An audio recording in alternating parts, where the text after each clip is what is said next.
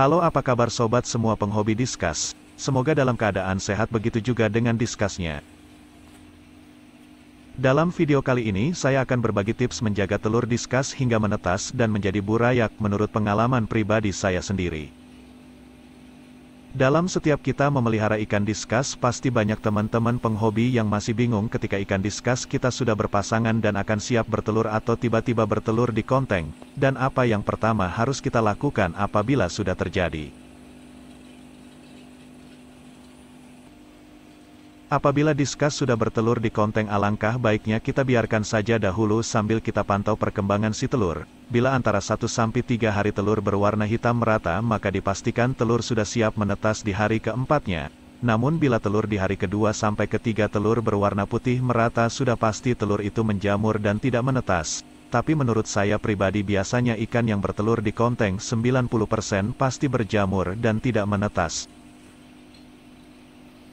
Lalu untuk mengatasi seperti itu, biarkan saja telur itu memutih sampai dimakan sama indukan telur tadi sampai habis, dan kemudian segera pisahkan indukan tersebut ke dalam tank breeding, tank yang sudah siap untuk pasangan diskus yang akan bertelur.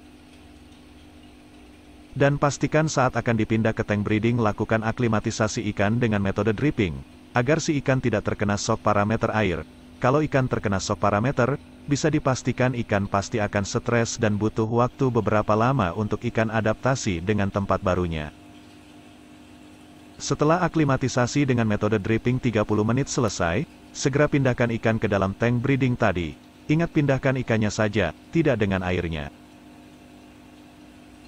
Setelah masuk ke tank breeding, pastikan ikan sudah nyaman di tempat barunya, dan setelah 1 hari, ganti air 10% dan masukkan lagi air yang baru sebanyak yang dibuang tadi. Lakukan pergantian air setiap hari, dan biasanya di hari keempat jika ikan sudah merasa nyaman, aman dan tenang, si ikan pasti akan siap bertelur. Pantau terus setiap hari karena biasanya tiba-tiba saja ikan sudah bertelur di tempat yang sudah disediakan.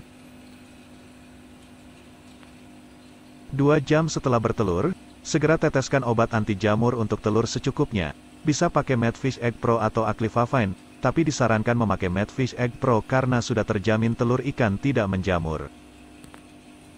Pantau ikan 2-4 hari. Biasanya hari keempat telur sudah siap menetas namun masih menempel pada cangkang telur dan tempatnya. Setelah hari kelima dan keenam ikan sudah lepas cangkang dan berterbangan di sekitaran tempat bertelur, dan tugas indukan akan mengumpulkan anak ikan ke tempat semula jika rayakan berenang kemana-kemana, dan pada hari ke-10-12 setelah menetas rayakan ikan akan siap gendong ke induknya.